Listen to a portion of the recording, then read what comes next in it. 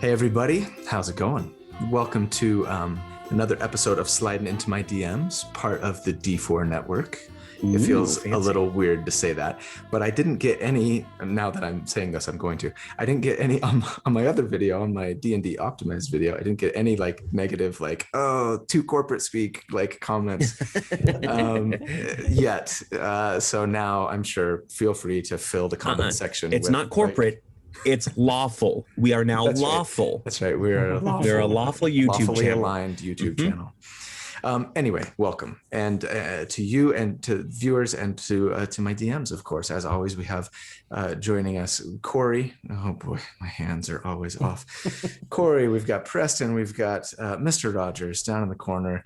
Mr. Rogers, you seem to be in a comfortable, cozy environment as opposed to some mountain escapade. Right. I'm at my house. So, you know, congratulations. I can relax. Made it home. There and back again. Yeah. Took a while, quite a few episodes. A friendly neighborhood holiday. Yep. So and Preston, you've got some fancy scroll work playing behind you there. What are we looking at? Is that spoiler alerts? Is this spoilers? If you're watching the session 2 that just dropped today. Session 2, Tales of Veneria. Make sure you check it out.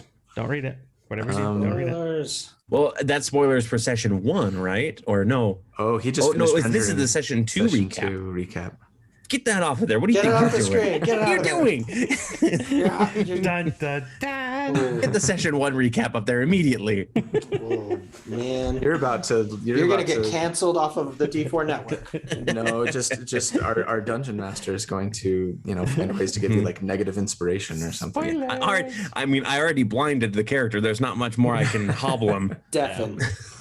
Yeah, now you're deafened. Blinded and deafened. Yep. Good luck. Look, I'm out of the red room too. This is great. Yeah, that's right. You're back in your. You can tell by how much I've been working on the game by how big my beard is going to get. Right. Like, the more unkempt my beard is, the more you know that I'm working hard for you. You got this. Well, so let's jump into to the things that I wanted to talk about today. I guess first of all, very quickly, thanks everybody for your support. Please, if you like the content, like and subscribe and consider joining the channel. It really helps us. As far as the Tales of Veneria goes, things are going well. We're super excited. Like I said, session 2 just dropped today. We're working on the audio. I feel like it's better this session than it was in the first one, and hopefully session 3 will be even better. We'll see. But anyway, we'll keep fine tuning and tweaking that as we go. And yeah, thanks for those who have been supportive of like the channel name change to D4 and the D&D University stuff has been doing well. Go check it out. Make sure you tell your friends and family. Your friends and family who need a refresher, especially, or don't know a lot about D&D, but you want to introduce them. The playlist will be there. So anyway, okay. What we're going to talk about today, as usual, I have a quick ruling question that I want to ask you guys about that I'm actually really excited about, and then a longer conversation, which we'll get to in a minute. So, can I do a point of order first? Sorry, yes, I'm so sorry to interrupt. No. But for anybody who doesn't know, Van Richten's Guide to Ravenloft is officially out. Yes. So all of the races and subclasses are now official. Yes. So look out for Colby's video coming soon, maybe. I was actually looking. Warlock. I was looking today at them and kind of going, okay, what would I do here? What would I do there? I got a couple ideas, but to be honest with you, nothing is like screaming at me like, oh, this would just be a really powerful X. I'm sure that something will come up, and maybe even in the comments, somebody's going to be like, oh, have you thought about blah, blah, blah. And I've had several people say, have you thought about blah, blah, blah, throughout in the last few weeks as Van Richten's has gotten closer and closer to release. Nothing screaming at me. I'm more impressed with the Warlock subclass than I am with the Bard one. And well, it's because the Bard, it's too much RNG. Yeah, it's too close to like your wild magic. Like it's too random. I want to know exactly why I love it. That was perfectly what made. The buff is. There was nothing wrong with that class. That is like the optimal class. That's going to be Preston's next. If you're playing a bard, you like that kind of stuff anyways. Yeah. That's what you're a bard. Exactly. Not when I play a bard. Oh wait, I've never played a bard. But the character I'm playing for Tales of Veneria will be a bard eventually. I'm campaigning. Ooh. You know, we got to get At him least as a bard. that's my current plan. Can we kill off his current character and just like Force him to We'll do do a a wild one magic shot. sorcerer. Here we go. When we get to 20,000 subscribers, we'll do a wild sorcerer. Everybody plays a wild magic sorcerer one shot. No, awesome. I'm vetoing that idea right now. I've got a really great video that shows you how to make the best chaos sorcerer bard ever. Yeah. If you wanted to. Corey card. I'm not putting the card in. Dang it. Oh wait, you have editing privileges, so now you can just put the card in. That's true. I could. funny. If we don't run out of cards, you got to come up with a bunch of other references this episode. Somebody mentioned in my last video that their new drinking game is to take a drink every time I mention a card or that I'm running out of cards, and I'm sure somebody got very drunk on my last video. Yeah. Anyway, Hey. quick ruling question. Yes. So, but yeah, check out Van Richten's guide. Ordered mine. It's cool and fun, and we'll probably see a build here and sometime in the future using either, one of the new lineages or one of the subclasses. But anyway, Purchase your physical book or any online retailers. so the quick ruling question Amazon affiliate. is the following, and this comes from my Moon Druid build from a week ago. Yep, there's another card. Take a drink. I'm almost So- out of water. We just started. So I posed this question, and I'm very curious to know what your guys' answer is. But in that build, I posed this question, and it was this. So one of the wild shapes that I recommended taking, a beast, that I recommend the player sometimes when the situation calls for it transform into, was like a giant toad, or then there was also like the salamander, some giant lizard, subterranean salamander, or something like that. Anyway, both of those creatures and more besides have this swallow attack, and I love it. It's really cool. And basically it tells us, well, let me just read it actually, because we're going to need to know. So here's the swallow attack. The toad makes one bite attack against a medium or smaller target it's grappling. If the attack hits, the target is swallowed and the grapple ends. The swallowed target is blinded, restrained, has cover against attacks and other effects outside of the toad, and it takes damage at the start of each of the toad's turns. Now, it very specifically does not say that it cannot make attacks. It's just restrained, right? So it would have disadvantage on those attacks, but obviously, like, it could, be doing the oh gosh, what's the Guardians of the Galaxy guy? Thank you. Trying to cut his way out from inside the toad, right? And so the toad can have only one target swallowed at a time. If the toad dies, a swallowed creature is no longer restrained by it, and it can escape, all covered in gore and slime, and with its tail between its legs, escape from the corpse using 5 feet of movement, exiting prone. So the question is this: if you, as a wild-shaped creature, turn into a toad or this subterranean lizard or whatever and make this swallow attack, what happens when you are reduced to 0 hit points in that wild-shaped form and therefore transform back into your regular player form? And you've swallowed a creature. And you have swallowed a creature there inside your belly. What happens here now for an additional note, when you transform, this is what it tells us about wild shape. When you transform, you assume the beast's hit points and hit dice. When you revert to your normal form, you return to the number of hit points you had before you transformed. If you revert as a result of dropping to 0 hit points, any excess damage carries over to your normal form.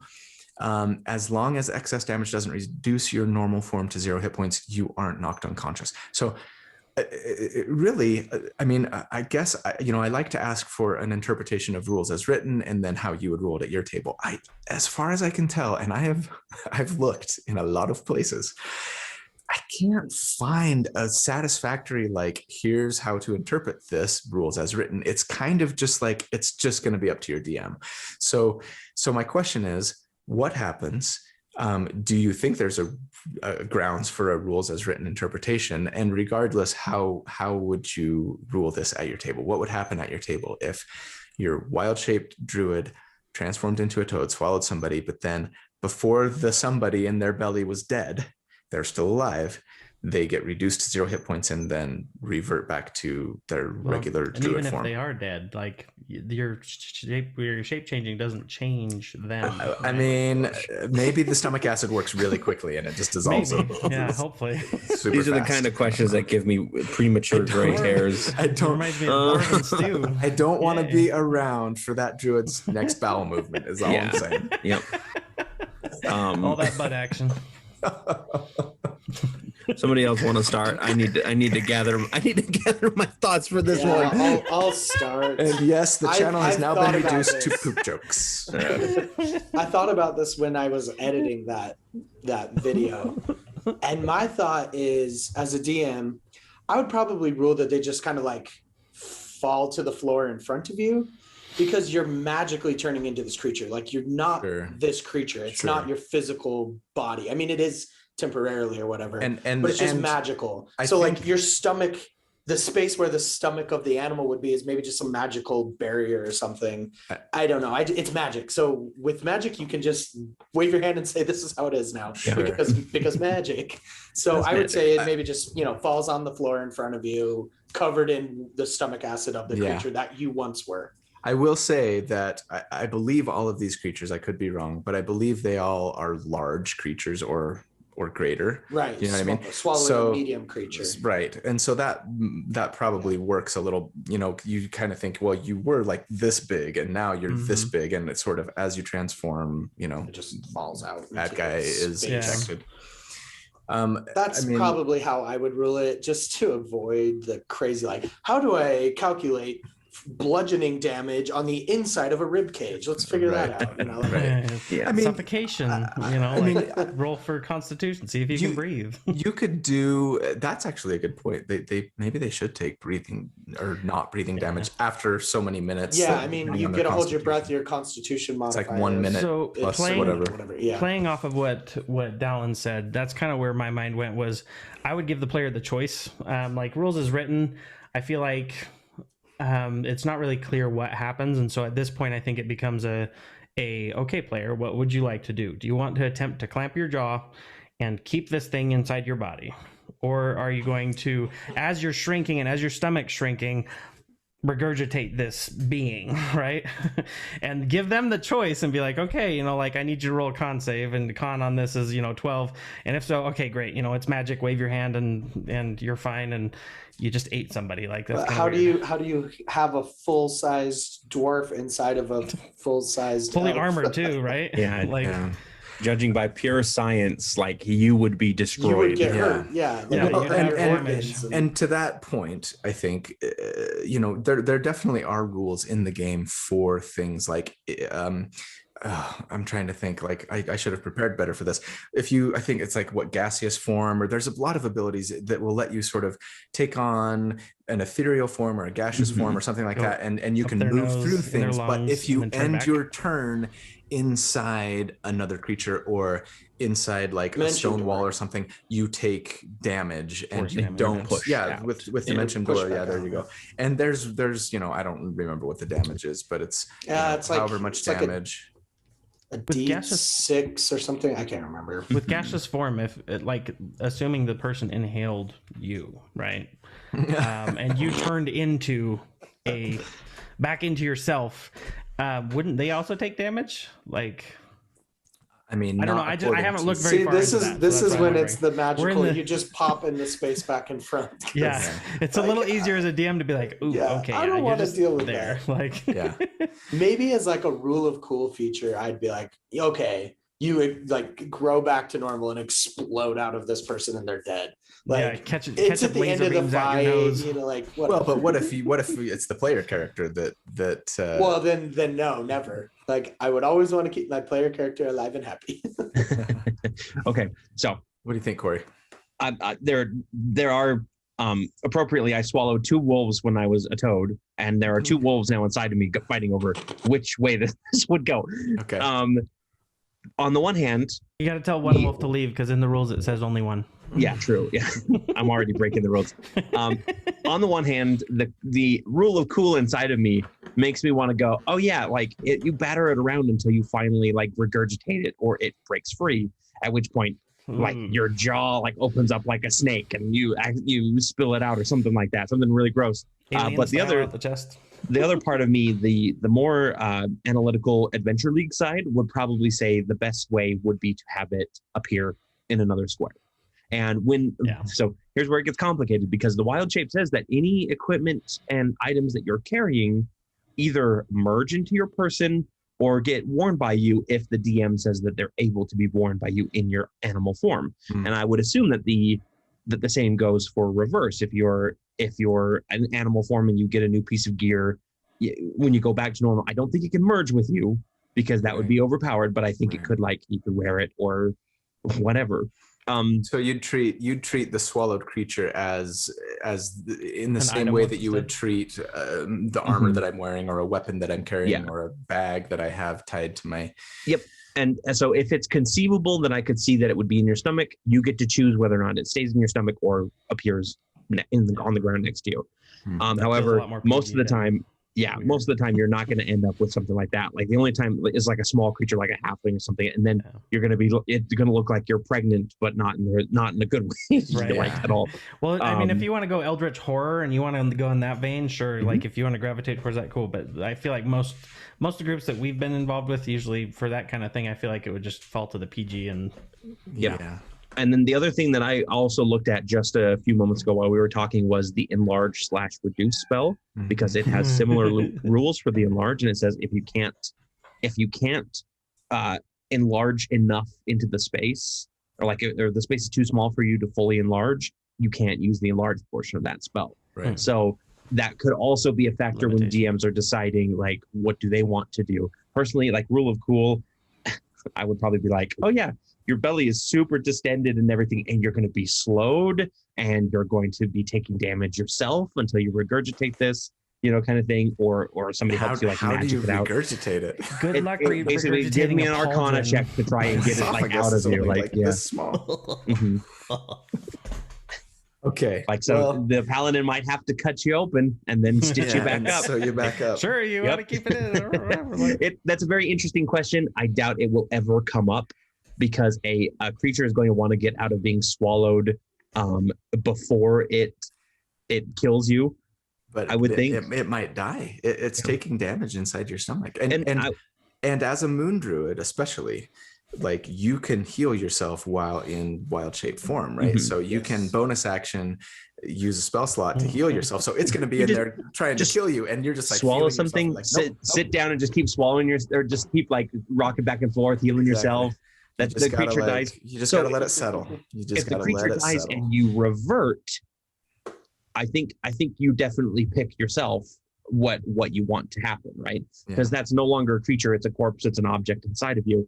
And I think as a DM, you just have to rule like, well, the armor can't be dissolved, but the body can. It would take a long time. And you might be affected by having a bunch of bones inside of you for a little bit, I think. Unless it was iron armor and you happen to be a coin shot, in which case you could burn the metals inside you. That was a Brandon Sanderson reference. Deep cut. You guys have not even read Mistborn. Take a drink, everybody. Oh, but there's some Sanderson right there on the bookshelf. Yeah. Mistborn. I'm running out of drinks, guys. Let's bring him down. One thing that I would do though as a DM is, if somebody asked me that question, I would look at them and say, "Are you serious about this right now?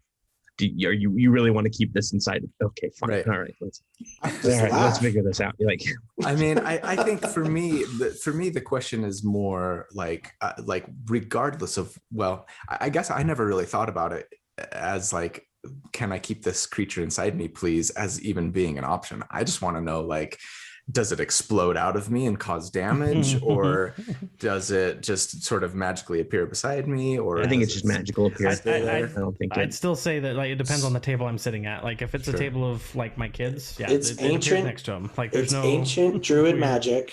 We don't know anything about it. No one knows how or why. It's just the way that it's been. It's the way it always will be. Yep. They just appear next to you. All right. I'm glad you're not playing a druid in our campaign now. I'm going to be.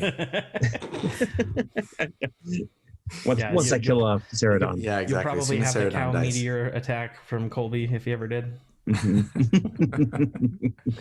All right, let's move on to the larger conversation then. And we're back. Thanks to our sponsors. And another drink. I cast create water. Nice. Oh, nice. So it looks like you cast invisibility, but yeah, it's just a green screen. It's stealth. I cast create beer, then cast invisibility on it to make it look like water. Signs you know you're an alcoholic. Yep. Yeah. Okay. Here's the longer conversation for today, but I'm going to preface it by a self-deprecating story, as I am wont to do. Mm-hmm. So in the very first, I don't know if I've ever told you guys this, or at least sort of what was going on in my head while this was happening. In the very first campaign that we ever did, Corey was running it for us. This was several years ago, and it was the first time for one or two people, at least the first time in 5th edition, it was for like maybe most of us. And maybe for that reason, I think, I don't know, Corey decided to put us at the milestone leveling process, whatever you call that, instead of XP, right? That was more the book. The adventure book was like, hey, if you want, you can use milestones, and here's the milestone points. And it made it a lot easier for me rather than having to worry about calculating XP for everybody. So, okay, we're going along. It's great. And I think sometime around level 3, it was at the end of our campaign session, towards the end of our campaign session. And I think, Corey, correct me if I'm wrong here, I think you threw in a little homebrew encounter where we were on a farm, and there was like this big the on-keg encounter. Yeah. And it was scary and fun, and it was tough, and we managed to defeat it, right? We didn't level that night, I'm pretty sure. And then, we went on to level some other time because it was the milestone XP, or sorry, the milestone system. And in my head, because I have this idiot efficiency-minded brain, right? I was like, that was awesome. And like, I'm feeling a little like, I don't know if frustrated is the right word, but like a little annoyed or let down. Like I feel like that was a cool experience, but I feel like I didn't get anything out of it, right? I didn't gain any additional magic whatever items that got me one step closer to the next level, right? It was just there purely for because it was cool and it was fun, which most normal people would be like, what's wrong with that, right? But you gain the satisfaction of saving a farm. Yeah, exactly. But again, in my brain, I'm like, I like that, but also like I want another little reward, right? I want something to make it feel like, and like now I'm one step closer to level 4 or whatever. But I knew in my head that had we just completely not had that encounter at all, it would not have mattered one way or the other as far as like our player progression, power level, whatever, or at least that's what I was thinking in my head, right? And so at the time I was like, I kind of think I want to switch to like XP based, because I feel like it rewards me and us more for like going out of our way to do extra things, going the extra mile, like, making sure we complete all the tasks, making sure we save all the people, making sure also that we role play to the best of our abilities. Cause sometimes you guys, all 3 of you guys have rewarded XP based on, role play, stuff like that. And I feel like it's just a carrot. It's just a dangly carrot that for me kind of helps me maybe feel more motivated, more incentivized to kind of do my best, do all the things, play as best I can. And we all kind of had to talk about it, and we all decided at that point to switch to the XP system. And so nobody else cared. So the one person that did, like, well, okay, well, I guess we'll please them. So fast forward to. If I knew it bothered you so much, I would have stuck on Milestone. Yeah, exactly. 2 years later. 2 years later, we finish that campaign and we start Curse of Strahd. And this is embarrassing because I am such an idiot. So like, I think at the beginning of that, I had a conversation, and I don't remember who it was with. I think it was probably with you, Corey, or maybe we were all talking around the table and talking about it. And I was like, I kind of feel like maybe we should switch to the milestone. To the milestone system of XP, because Where he just flips his table, throws all the minis across the room. Because I'm too focused on making sure that I kill every single monster. And like there were times where it's like my character probably would have like let that creature live, but I'm like bags of hit points or bags of XP, like kill them all, you know what I mean? And I'm like and it's sort of making me metagame more than maybe I otherwise would. And if that was just like not a thing, then and I just knew that like no matter what I do, like we're gonna hit the next level whenever it's appropriate. And so just enjoy the story, role play, you're along for the ride, whatever. And yeah, when I said that, Corey reached across, punched me in the nose. Yep. Broke my nose, blood flowing everywhere. Full on, I went berserker rage on him. I was a bear totem barbarian for an hour there. You were mixed. You had some fighter and you did action surge. Yeah. Make sure you get all. And so needless to say, we did not make the switch, which I was totally fine with. It was just a suggestion, and so we stayed on XP, which I think I probably still prefer. But anyway, that was my preamble. I want to add to this preamble. Yes, because there's a couple things here that I want to point out to make it seem like I'm not just the worst DM in the world. No, you're not. You just have the worst player. Yeah. First of all, the on-keg fight, I should have given you more of a reward for it. That should have been either you guys harvest the on-keg milk or whatever, like from the beast, and you're able to sell it in town, and that might have been a little bit better of a reward for you. That one was on me. I was just learning how to DM in 5th edition and kind of working with the milestone system too. I didn't realize what that would do internally. And as far as monsters go, I never ever deny you XP if you defeat somebody and they run away. Like that's one thing that I need to point out, because even if you defeat them and even if they get away, that just means they're going to show up again later, or you're just merciful, but you still get the reward XP wise for defeating those. So don't ever feel like you have to kill everything in order to get the XP for it, because I think that any good DM will allow you to get the XP for that and still let the creature live and let you be that lawful good non-murder hobo. Okay, so here's the question then, obviously.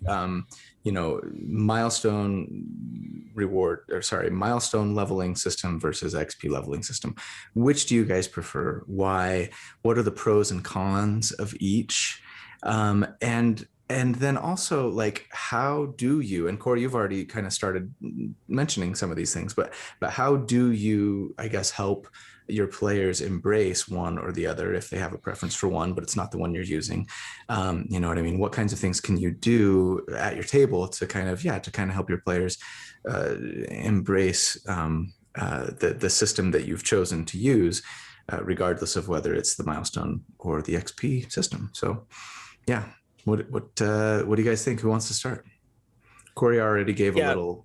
I mean, if you want me to continue. Yeah. Oh, Preston? Yeah, why don't you go? Oh, mind me? Yeah.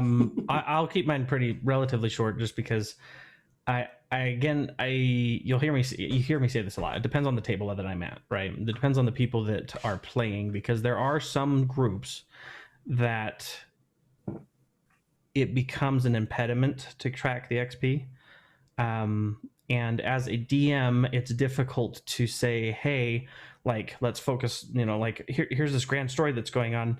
And if they're focusing on, hey, there's, we just passed a village of goblins, I want to go wipe it out.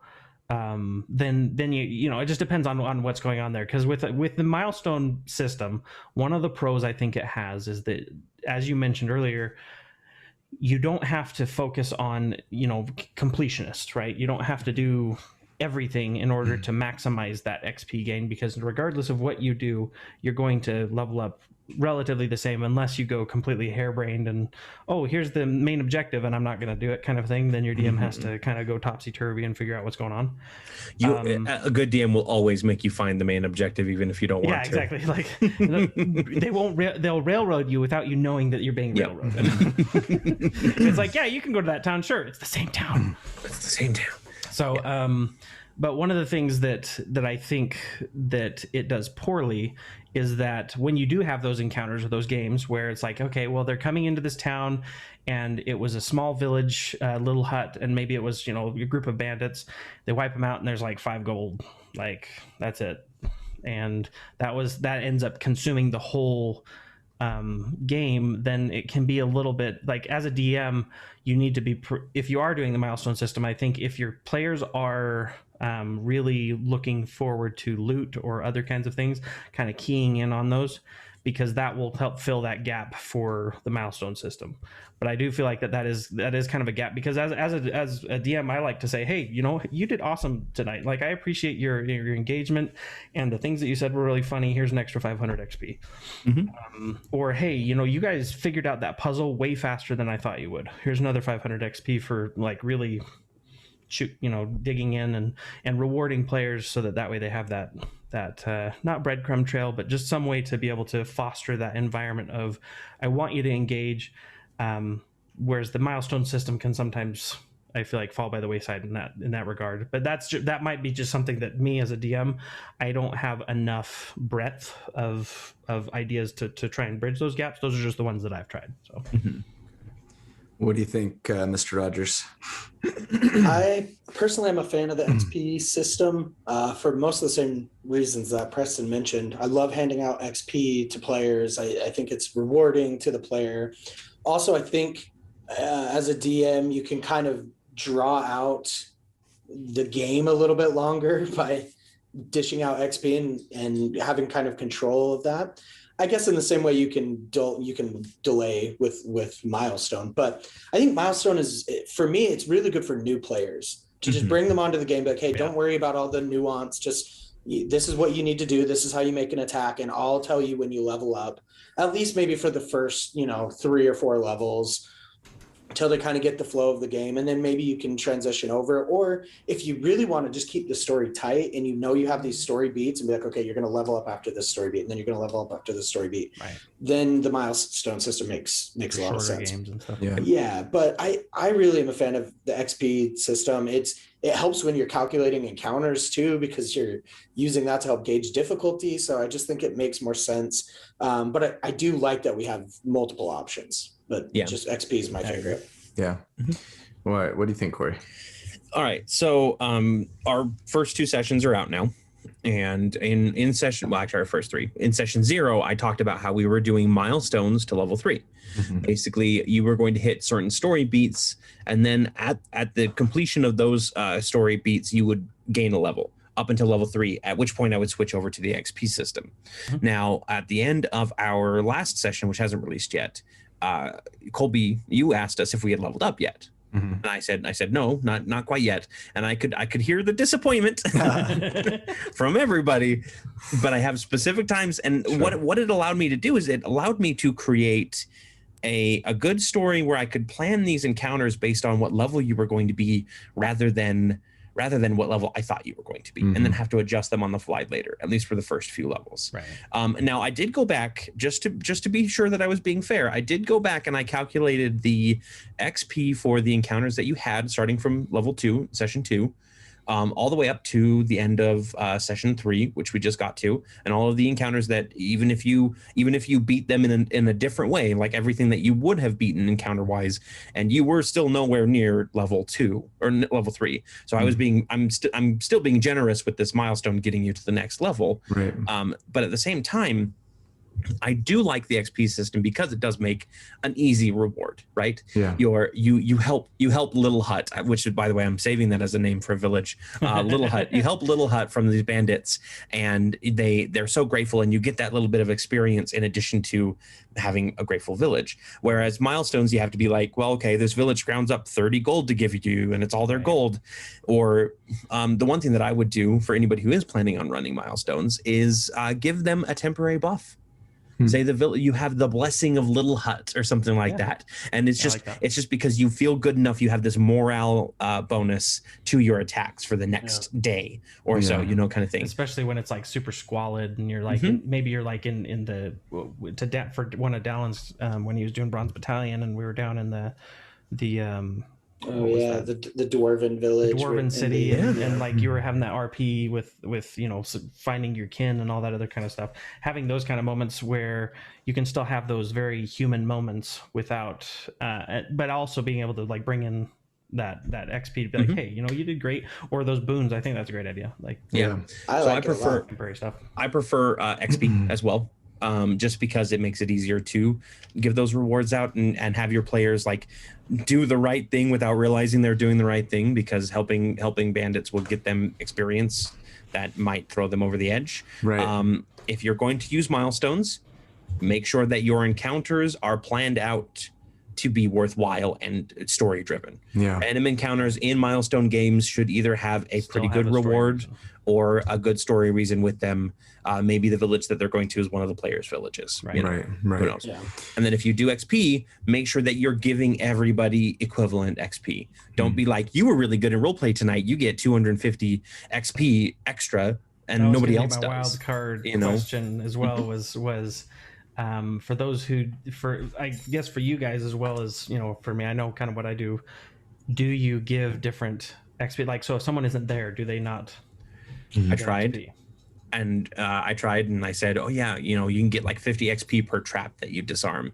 And Yeah, Colby was I remember that. I immediately was like- rushing forward and finding every single trap to try and disarm them. And I quickly scaled that back. And I was like, no, sorry, Colby's I level can't like have you. 20. Yeah. We're all level 12. I try and do an all or nothing kind of bonus. Like, okay, you all had some fantastic roleplay today. I'll specifically call out who I thought was, really engaging in it. That's what inspiration is for. But the reward, the reward's for everybody. But I did want to say this. I started thinking about this when Corey was talking. There is a downside to XP, and it's the min-maxer like trying to get all the little XP. And so what I think what you have to do is just find creative ways to still reward the XP without saying you have to kill everything or you have to disarm every single trap. Like maybe you didn't even encounter that trap, but because you diverted a different way or you use your tracking senses, you still get the XP for that, but you didn't have to go and disarm that. You're not leveling beyond everybody else or whatever. Yeah, like clearing a dungeon gives you XP reward for everything within that dungeon, whether you encountered it or not, right? Exactly. Like there isn't a we have to clear every level by level and find every secret because we have to get the XP for it. We have to. I mean, the treasure thing's a whole nother story that we should probably cover in another episode, giving treasure out to your players, which I'm bad at, by the way. If anybody's seen session 1 and 2, you know that I'm very bad at giving my players we got rewards. snuggle beasts, we got candy, and I got crack cocaine for the bunnies. So Yeah.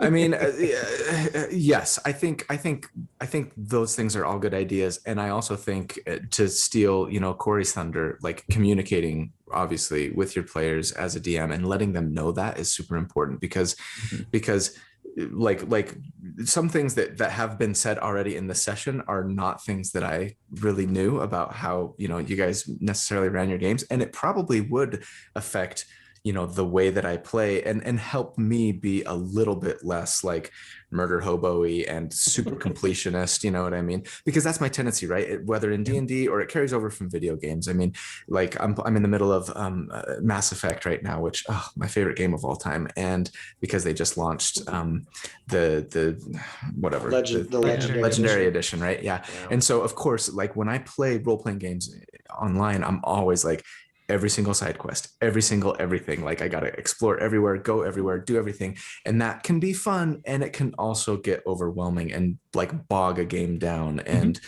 slow things down to a crawl. And maybe not everybody else in your party necessarily wants to like, well, wait, we went left, three forks in the cave in the dungeon road, we went left and there was a fork that went right and like we never went right. And like, I want to go see what that is. And like, because maybe there's something in there, maybe there's, whether it's a treasure or some monsters to kill so we can get XP, etc.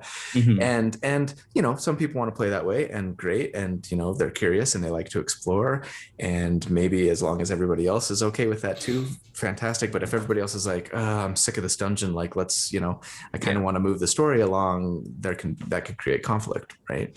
Yeah, and that's why I like making more linear dungeons myself. I know that they're a little bit more railroady.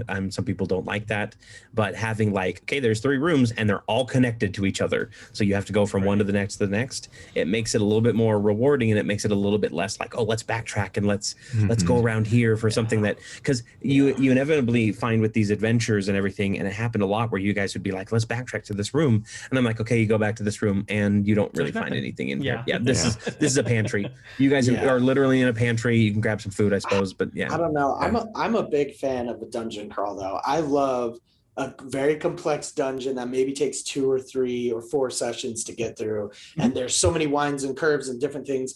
But you're right. Sometimes it's like, yeah, this is just a pantry. You're not going to find anything. And so as a DM, when I have run stuff like that, it's like, oh, I want to go back. I'm like, guys, like, it's not worth it. There's nothing that just keep going forward. Like I promise, basically, like, it was there for, if you stumbled across it, you stumbled across it. But like, you don't need to go back there. Just trust me. I'm not rewarding you for doing that.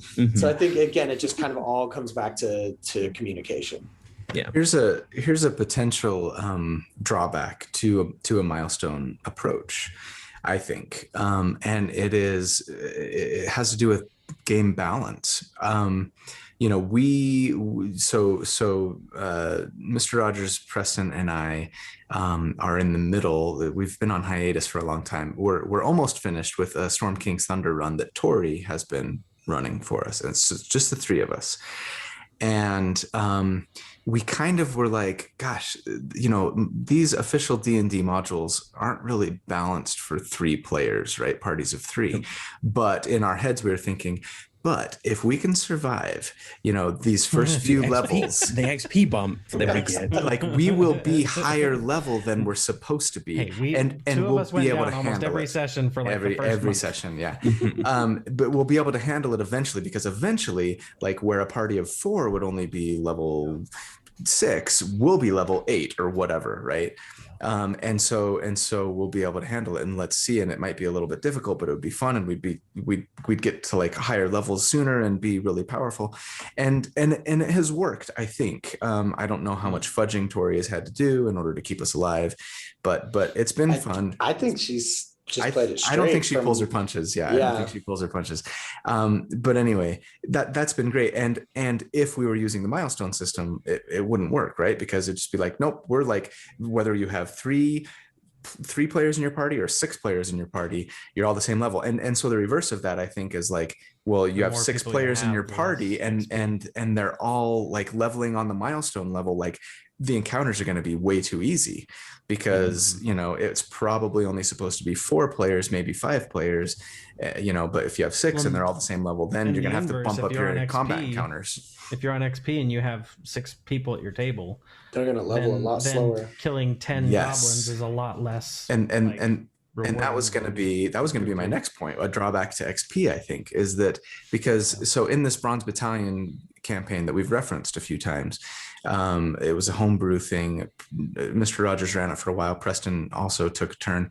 There was a time where I feel like we were like level 8 for like a month and a half or something. It was just like, and because we'd have these encounters, but it's like, oh, okay, well, divide by 6 and everybody gets like, like 2 grains of experience points. And I was like, oh, okay, we're still level 8. And we're like, and as a player, it's fun to get more powerful and get your new abilities and get your new spells and things like that. And so looking back on it, I think at some point what I would have done in hindsight, and maybe the next time I run a game I'll do this, if it keeps going like that and I'm like, gosh, this is taking forever, I'm just going to be like, you know what, you're level 9 now, okay? Like we've bumped. I know it's taking forever, but you need to be at level 9 for the next encounter that's coming. So like you're level 9 so or just spy on, look up your character your player's character sheets on D&D Beyond and be like, okay, they need 2,472 experience points.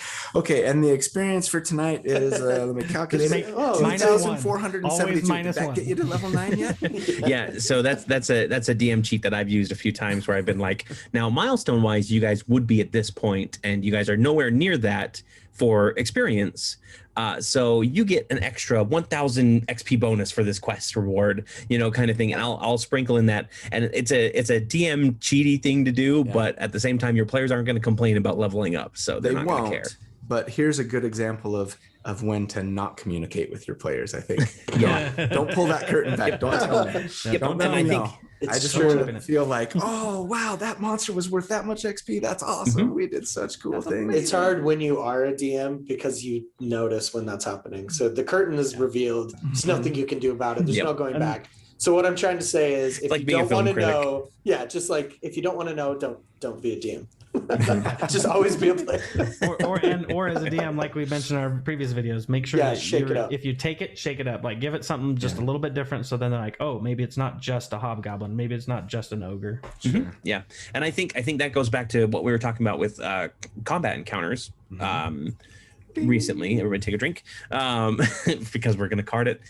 And I think that when you got a party of 6, like, kind of go a little wild, like make a deadly encounter a little bit more deadlier. I did, like you that. Guys. I did. You fought 2 like challenge rating 19. But that's just the thing is sometimes you just have to be like, okay, well, there's not really anything I can do, so I just need to like add a few extra monsters worth of experience and then just not put those monsters in there, right? Like if it's going to be too difficult, or even at the end of it, if you're like, this is way too little XP for everybody, I might as well add a couple extra 100. Like again, don't tell your players you're doing that, right? Obviously, because they're gonna be like, oh well, it doesn't matter what we do because he's just gonna give us the XP he wants. But it does matter what you do. It always matters. It always matters what a player does in game. Expect your players to do something awesome anyways, because maybe just have like a reserve pool, be like, okay, I know I need to dish out an extra 500 XP, be like, oh, he did like this cool thing that I didn't expect. I like that. Okay, there's some of that XP, and like have like a bonus pool that you know you're going to add in. That's the just you guys get extra XP for creativity. That is that is literally the go-to there, right? You put a monster in a bag of holding and he suffocated. Great, that was a cool use of the bag of holding. Here's 200 XP. No, I like that. And as a toad and jumped in the bag of holding, self-sacrifice. Oh gosh, no. Oh, negative XP. Too creative. No, I like the idea though of excuse me, of having like a pool that you're like, okay, I need to bump these guys up a little bit here, in our game tonight. So I'm going to sort of be on the lookout for ways that I can sort of throw some things at them to make them feel like, oh, cool, like I did something neat. One more thing that people or DMs may not realize is that every social encounter that you create, they have to like convince a noble or some military unit. Those are XPs. Those are XP moments. It doesn't just have to be combat. You can have a roleplay encounter, a puzzle, successfully completing a puzzle. If your players can complete a puzzle without your help, they deserve XP for it. Because let me tell you, there's some of those like freaking hard. I love players and I love my players too, but there are plenty of puzzles that I'm like, this is super easy, like, and they go, maybe I should just walk into a barrier instead of trying to examine it first, like an hour on the vases, and then the color changes. There was one encounter where you guys had to fill up vases with specific amounts of water, and it took like an hour to get through that puzzle because you weren't quite sure. Can I get another? It was right. I'm gonna use my inspiration. Can I get another like DM hint? Or... And that was one that was pulled from D&D Beyond. Actually, that was somebody had created an article, and I just adapted it. And since that puzzle, I've been kind of like, okay, I'm gonna make puzzles that. I'm going to make puzzles that you can brute force your way through if you absolutely need to, right? Like you can just, well, and I don't want to say like the players aren't dumb. It's just that sometimes they're over analytical, and sometimes, I think like this latest session that we did, and again, you guys won't see this until next week, but I had a riddle in it.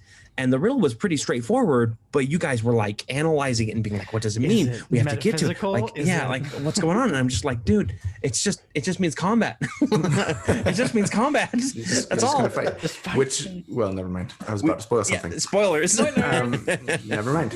Stay tuned. You got more puzzles coming for you tomorrow, by the way. So be prepared for that. Okay. I'll do my brain exercises before. See, I'm usually so good at riddles in real life, but as soon as I sit down as a character. I'm like, wait a second, that doesn't mean that. Not necessarily. And there are so many moments when I was a player where I'm sitting there like, I am not this dumb. But for some reason, like I cannot get what you're meaning with this with this simple visual lock, or, like, and then audio. I figure out and I go, oh my gosh, that was so easy. Yeah. And it's ridiculous that I didn't think of it. Yeah. Okay, so any sort of maybe final tips that you would throw out for a DM who has a player, like for a DM who really likes one system and they have a player that doesn't like that system, right? So you like the Milestone system, you're getting your players to buy into it. They're resisting. I've heard some things, but also, the reverse of that. You're using the XP system. The players are like, that makes me too like metagamey. Let's just do the Milestone. How do you get them to buy in? Any other additional ideas that we haven't mentioned yet? If you don't like it, you can run your own game.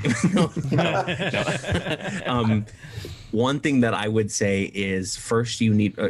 I'm stealing my thunder back here. Communicate with your players, obviously, and I want you to find out why they feel the way that they feel about the system, right? If they don't like XP because it's too metagamey, find out like what is metagamey about it that you can correct on your end, and maybe it's a matter of if you're giving out the XP after each fight and being like, oh, you all earned 50 XP from that fight, good job. Then they're going to start looking for opportunities to earn more. But if you give the XP at the end of a session, be like, total XP from the session is this, and then people can go, okay, so we earned an amount of XP for playing, not for the encounters that we fought in. Right. And also rewarding, making sure that like when there are those, hey, you guys you went out and you did a shopping day. And hey, one of you did a really great, or you raced a bunch of bunny rabbits, something, or whatever. Here's some extra XP. Like, being able to reward them. I think that's the important part, is just keying into those tendencies of each player and being adaptable. Because it doesn't matter if it's Milestone or XP.